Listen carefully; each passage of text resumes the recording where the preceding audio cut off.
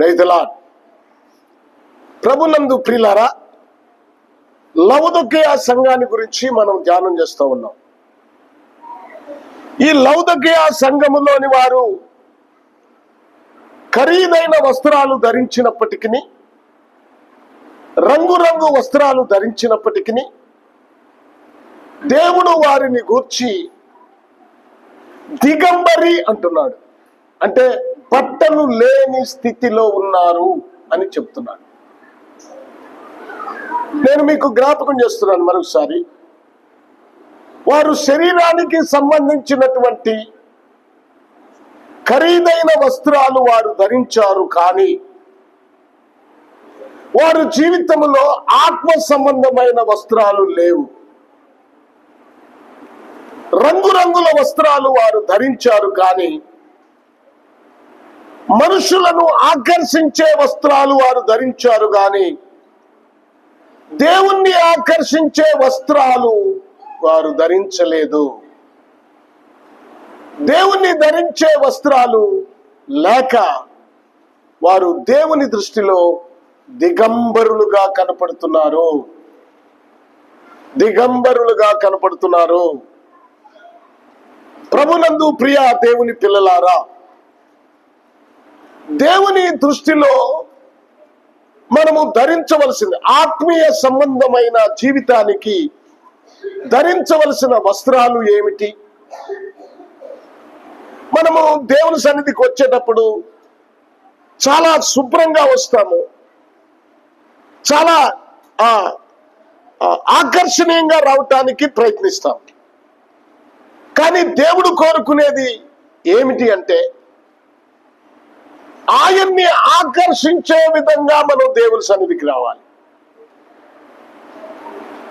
నువ్వు ఎలాంటి వస్త్రాలు వేసుకున్నా, చినిగిపోయినవి వేసుకున్నా, పాతవి వేసుకున్నా, ప్రభు ఏం పట్టించుకోడు.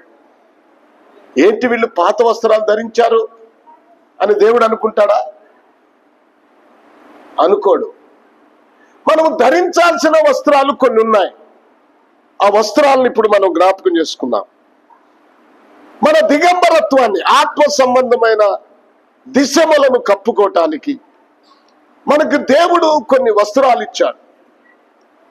ఆ వస్త్రాలను మనం ధరించాలి. ఒకటి, ఆ వస్త్రం ఏమిటంటే, పేతురు రాసిన మొదటి పత్రిక 5వ అధ్యాయము 5వ వచనాన్ని చూడండి.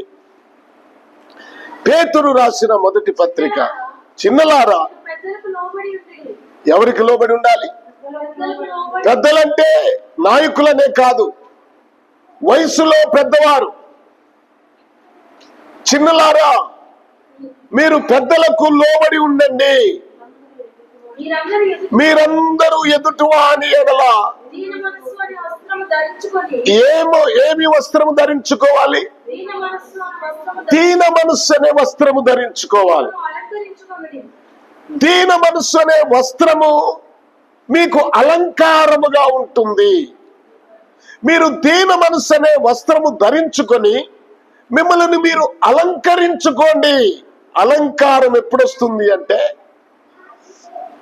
దేవుడు సంతోషించేది, దేవుడు ఆకర్షించబడే అలంకారము ఎప్పుడంటే, దీన మనస్సు అనే వస్త్రము ధరించుకున్నప్పుడు మాత్రమే.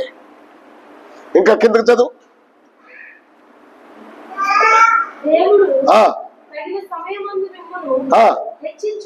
హెచ్చించున్నట్లు ఆయన బలిష్టమైన చేతి కింద దీన మనస్కులై ఉండుడి.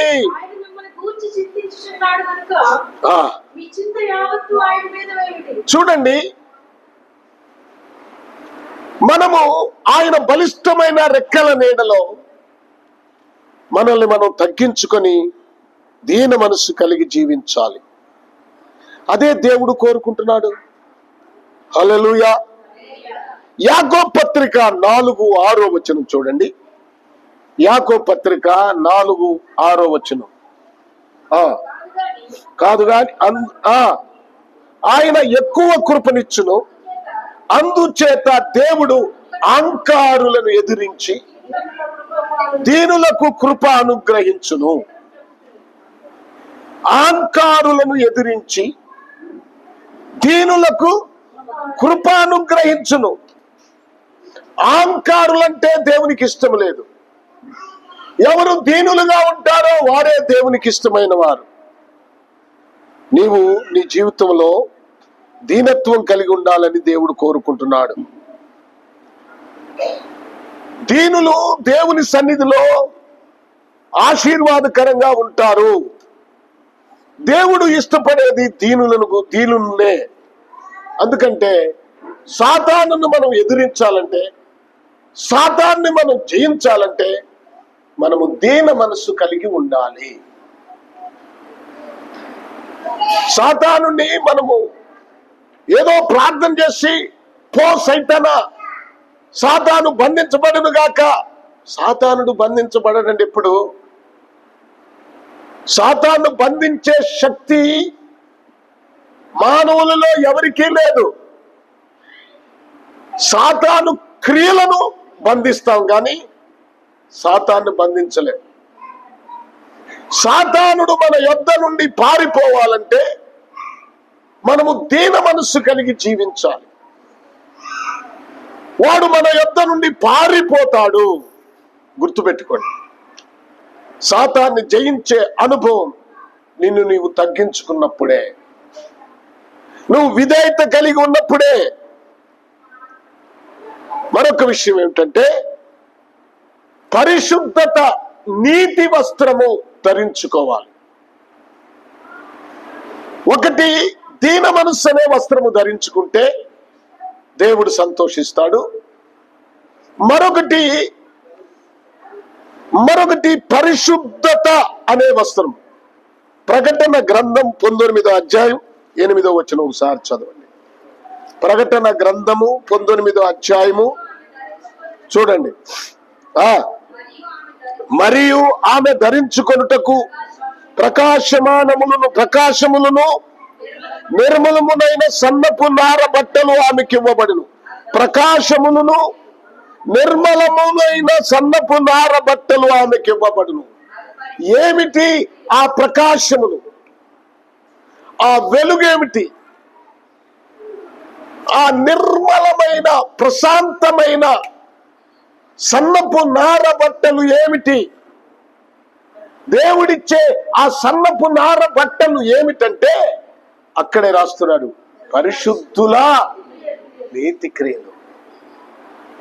పరిశుద్ధులు ఎలా నీతిగా బ్రతికారో, కష్టాలలో, పేదరికములో యథార్థంగా ప్రభువుని ఏ విధంగా సేవించారో అలాగున మనము దేవుణ్ణి సేవించాలి. పరిశుద్ధులను గూర్చినటువంటి, అపోస్తలులను గూర్చినటువంటి ఆ మాటలు మీరు జ్ఞాపకం చేసుకోండి.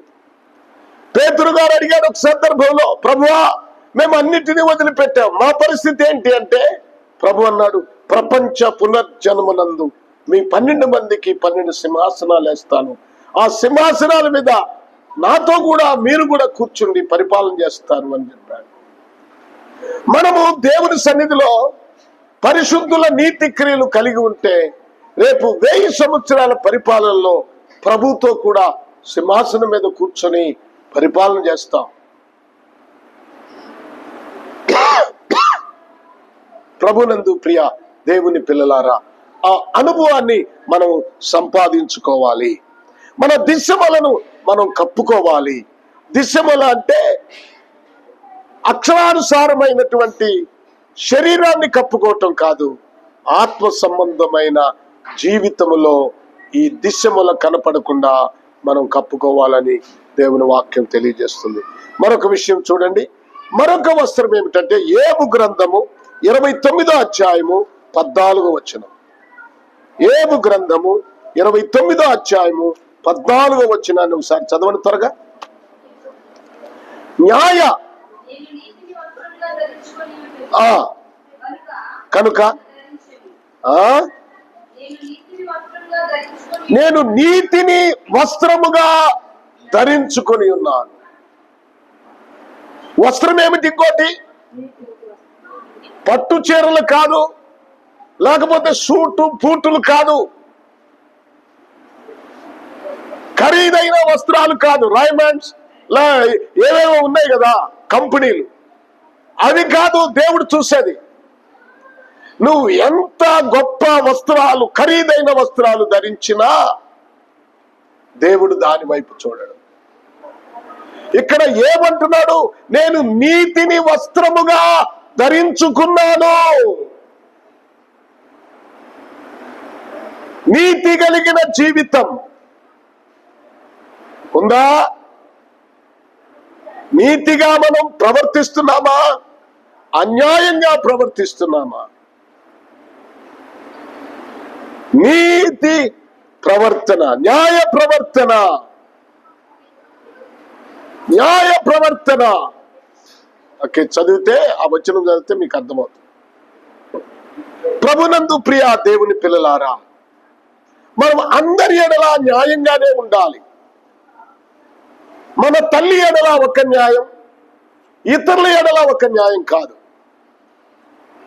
మనకు నచ్చిన వారి ఎడలా ఒక న్యాయం, నచ్చకపోతే మరొక న్యాయం కాదు. మనం ఎవరిని తృణీకరించకూడదు, ఎవరిని అవమానపరచకూడదు, అందరినీ గౌరవించాలి. ఏమండి, విగ్రహారాధికులను సైతము మనం గౌరవించాలి. వారి ఆచారాలను మనం తీసుకోకూడదు, కానీ ఆ వ్యక్తులను మాత్రము మనము క్రైస్తవులను ఏ విధంగా గౌరవిస్తామో అదే విధంగా అన్య జనాంగము లేక ఆ విగ్రహారాధికులను కూడా అదే విధంగా గౌరవించాలి. ఎందుకంటే వారు కూడా దేవుని పోలికగా పుట్టినవారు. దేవుని పోలికగా పుట్టిన ప్రతి మనుషుణ్ణి మనం గౌరవించాలి. వారి ఎడల న్యాయంగా ప్రవర్తించాలి, అన్యాయంగా ప్రవర్తించకూడదు దేవుడు చెప్తున్నాడు. ప్రభునందు ప్రియ దేవుని పిల్లలారా, ఈ శ్రేష్టమైన సమయంలో మనం జ్ఞాపకం చేసుకుందాం. న్యాయ ప్రవర్తన కలిగి ఉండాలి. మరొక విషయాన్ని మీకు జ్ఞాపకం చేస్తాను. కొలసీలకు రాసిన పత్రిక 3వ అధ్యాయము 12వ వచనం. అపోస్తలుడైన పౌలు కొలసీలకు రాసిన పత్రిక 3వ అధ్యాయము 12వ వచనం ఏంటంట? కాగా దేవుని చేత ఏర్పరచబడిన వారును పరిశుద్ధులను ప్రియులైన వారికి తగినట్టు. చూడండి, ఏం ధరించాలంట? మీరు జాలి కలిగిన మనస్సును, దయాళత్వమును, వినయమును, సాత్వికమును, దీర్ఘ శాంతమును ధరించుకొనుడి. హలో, జాగ్రత్త. ఏం ధరించుకోవాలి? ధరించుకోవలసిన వాటిని ధరించుకో. ఎందుకంటే లోకములో మనుషులకు ఘనంగా కనపడాలని, ఈ లోకములో ఉన్న మనుషులను ఆకర్షించాలని. ఏమండి, కొంతమంది యవనస్తులను ఆకర్షించటానికి రకరకాల వస్త్రాలు ధరిస్తారు. అయ్యో, నేను దేవుణ్ణి ఆకర్షించాలి, దేవుడు చెప్పిన వస్త్రాలు ధరించుకోవాలనే ఆలోచన చాలా మందిలో లేదు. ఈ రోజున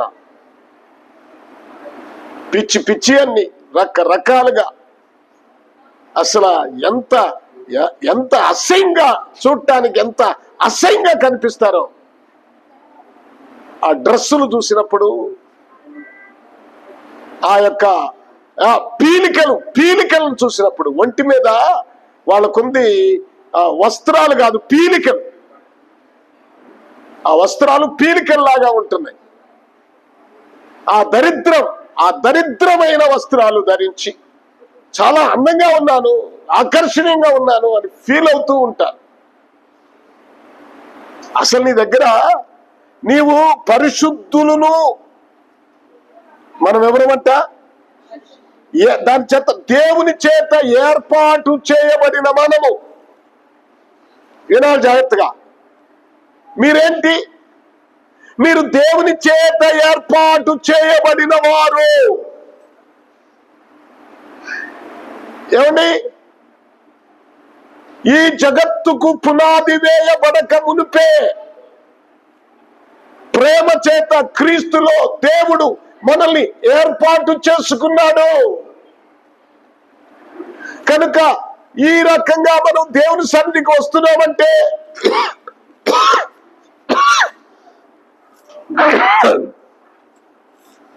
రక్షణ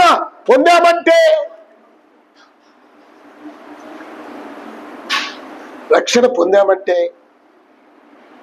అదేంటి? మనము జగత్తు పునాది వేయబడక ముందే ఏర్పాటు చేయబడ్డవారు. మరి ఏర్పాటు చేయబడిన మనము ఏలాగుండాలి, ఏమి ధరించాలో ఇక్కడ పౌలు గారు చక్కగా చెప్తున్నాడు. ఏమంటున్నాడు? మీరు జాలి కలిగిన మనస్సును, ఆ తర్వాత దయాళత్వము, దయగలిగిన మనస్సును, ఆ తర్వాత వినయమును, ఆ తర్వాత సాత్వికమును, ఆ తర్వాత దీర్ఘ శాంతము, సహించే అనుభవం, శత్రువులను సైతము క్షమించగలిగిన మనస్సు, దీర్ఘ శాంతము. Praise the Lord. Hallelujah, hallelujah. Boy, ఒక్కచోటే కూర్చో. దీర్ఘ శాంతము ధరించాలి. మనం ఏం ధరించాలి? అందరినీ క్షమించే మనసు ఉండాలి. ప్రియులారా, అదే క్రైస్తవుల యొక్క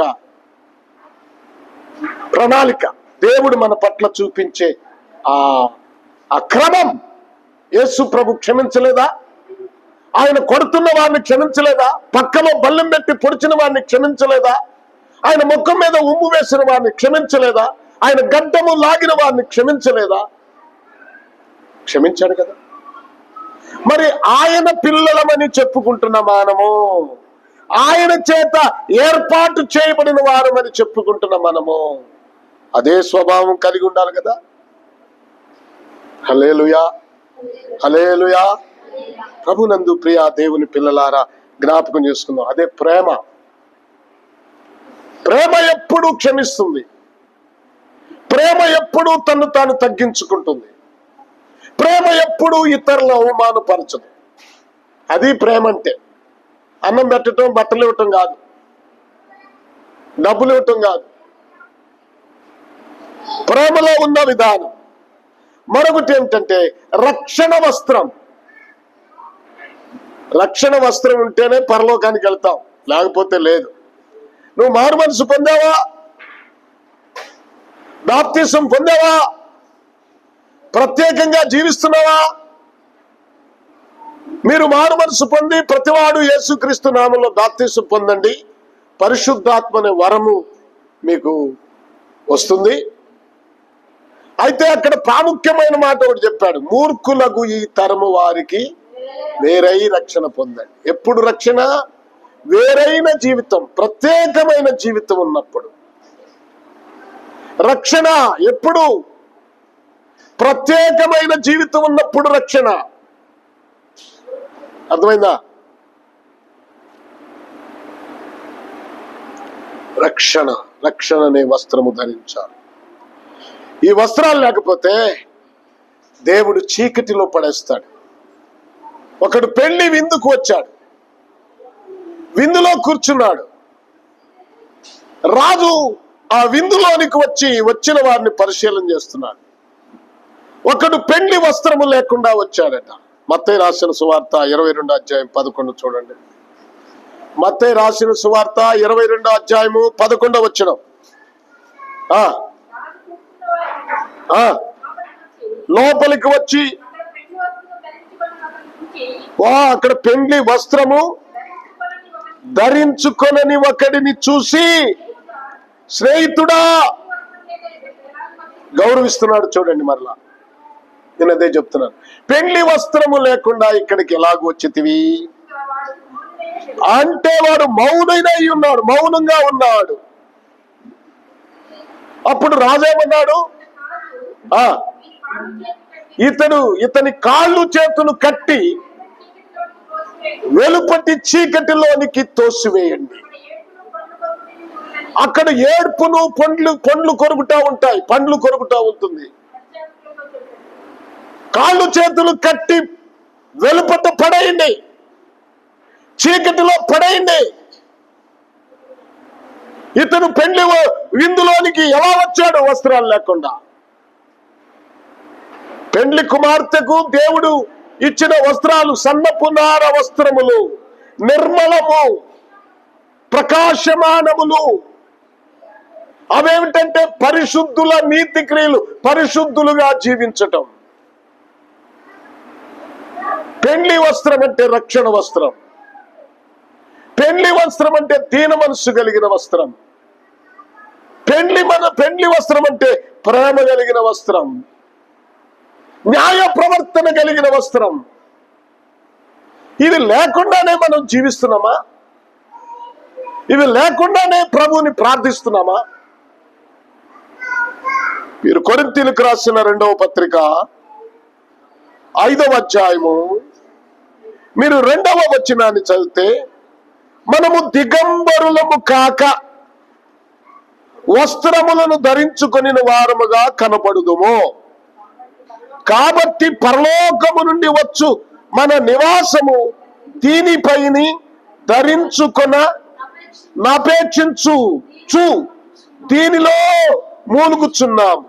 ఈ గుడారములోనున్న మనము భారము మోసుకొని మూలుగుచున్నాము.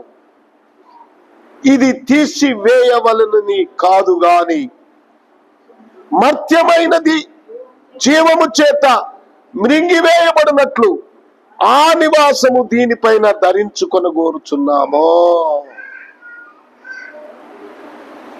చూడండి,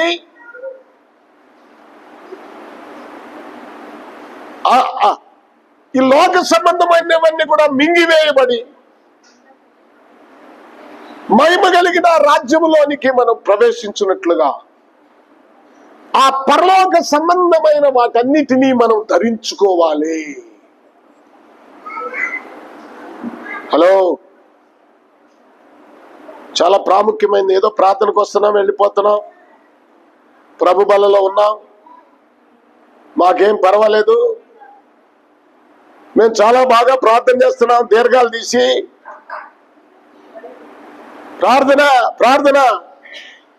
ఎందుకు నీ ప్రార్థన?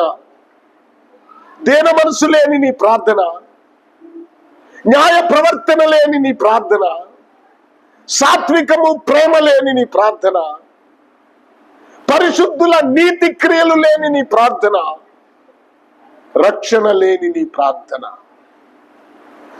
అది దేవునికి అవసరమా, అసహ్యమా? ఆలోచించండి. ఇప్పుడు ధనవంతుడు వెలగలిగిన వస్త్రాలు ధరించాడు. అతడంట ఏ వస్త్రాలు ధరించాడు? ధనవంతుడు ఏ వస్త్రాలు ధరించాడు? లాజరు ఏ వస్త్రాలు ధరించాడు? ఏమండి, సన్నపు ఆ మాట మీరు జ్ఞాపకం చేసుకోండి. ధనవంతుడు ధరించిన వస్త్రాలు. లూకా రాసిన సువార్త 8వ అధ్యాయం చూడండి, మొదటి వచనం చూడండి.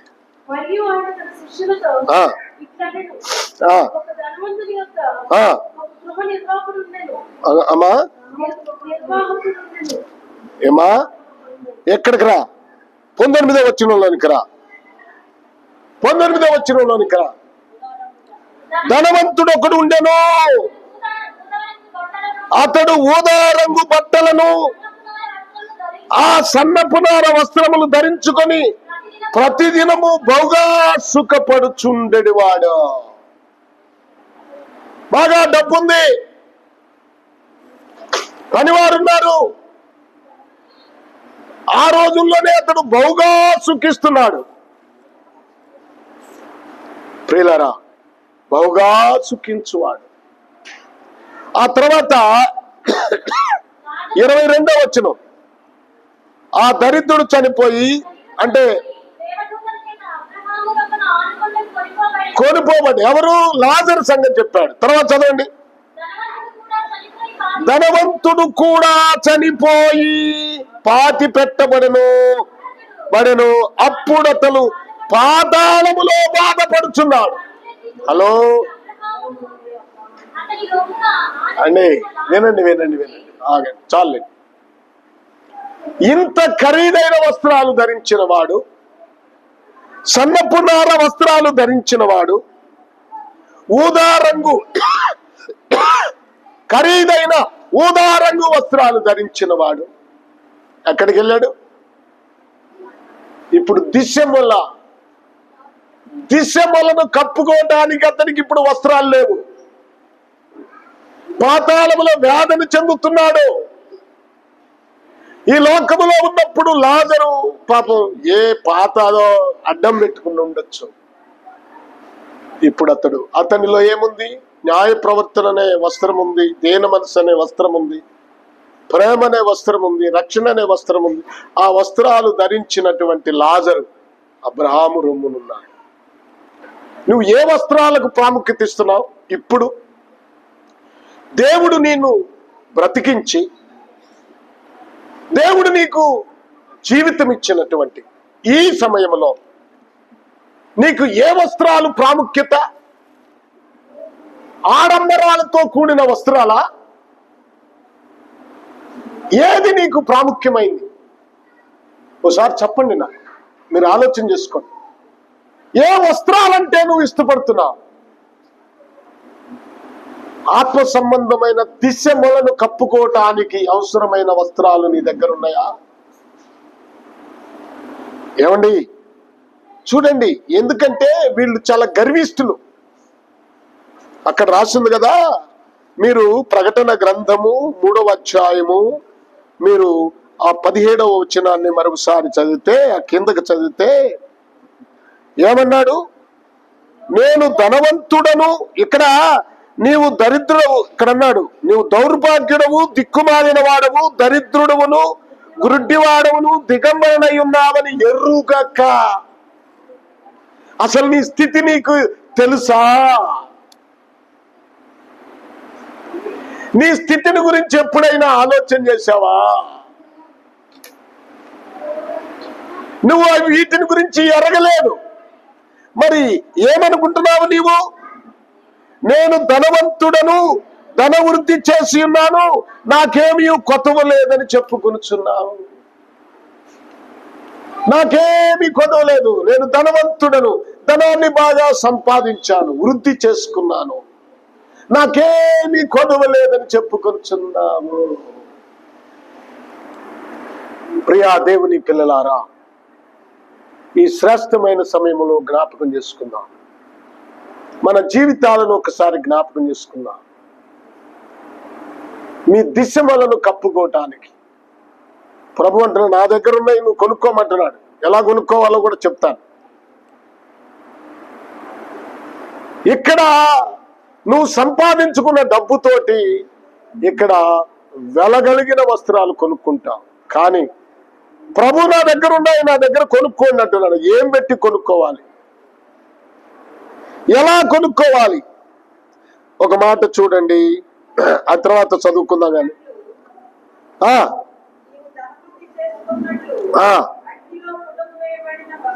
అగ్నిలో పుట్టము వేయబడిన బంగారమును నీ దిశమల సిగ్గు కనపడుకున్నట్లు ధరించుకొనుటకు తెల్లని వస్త్రములను, నీకు దృష్టి కలుగునట్లు నీ కన్నులకు కాటుకను నా యొద్ద కొనమని నీకు బుద్ధి చెప్పుచున్నా. నా దగ్గర తెల్లని వస్త్రాలు ఉన్నాయి, కాటుకుంది. ఎంత చక్కనిలో అగ్నిలో పుట్టము వేయబడిన బంగారం ఉంది. పిచ్చి బంగారాన్ని ఎందుకు మీరు ధరిస్తారు? శ్రేష్టమైన బంగారం నా దగ్గర ఉంది, అది నువ్వు కొనుక్కో, అది నీకు నేను అమ్ముతాను. ఏమండి, నీ దిశ మొల సిగ్గు పడకుండునట్లు ధరించుకొనుటకు తెల్లని వస్త్రములు నా వద్ద కొనుక్కో, నా వద్ద కొనుక్కో. లోక వస్త్రాల గురించి ప్రభు చెప్పట్లేదు.